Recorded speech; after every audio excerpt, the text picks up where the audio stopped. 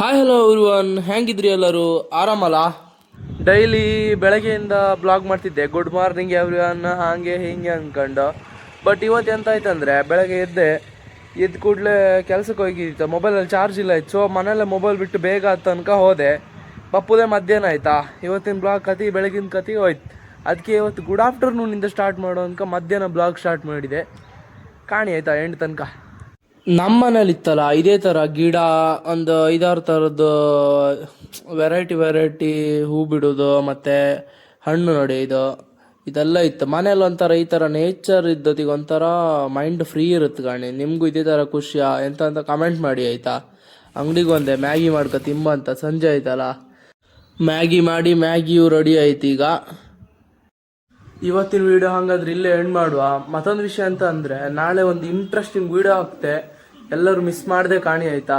ಎಷ್ಟು ಇಂಟ್ರೆಸ್ಟಿಂಗ್ ಅಂದ್ರೆ ನಾನು ಈಗ ಹೇಳ್ರೆ ಅರ್ಥ ಆಗಲ್ಲ. ಆ ವಿಡಿಯೋ ನೀವು ನೋಡಬೇಕು. ನಿಮಗೋಸ್ಕರನೇ ನಾನು ಆ ಪ್ಲೇಸಿಗೆ ಹೋಗಿ ವಿಡಿಯೋ ಮಾಡೋದು ನಾಳೆ. ನೀವು 1-2-3 ಬದೇ ಕಂಡಿರ್ಬೋದು, ಬಟ್ ನನ್ನಷ್ಟು ಡೀಟೇಲ್ ಆಗಿ ವಿಡಿಯೋ ಯಾರು ಹೇಳೋದಿಲ್ಲ. ನಾಳೆ ಹೇಳ್ತೆ ಆ ವಿಡಿಯೋದಲ್ಲಿ. ಎಲ್ಲರೂ ಮಿಸ್ ಮಾಡದೆ ಕಾಣಿ. ಬತ್ತೇಕಾ, ಬಾಯ್ ಬಾಯ್.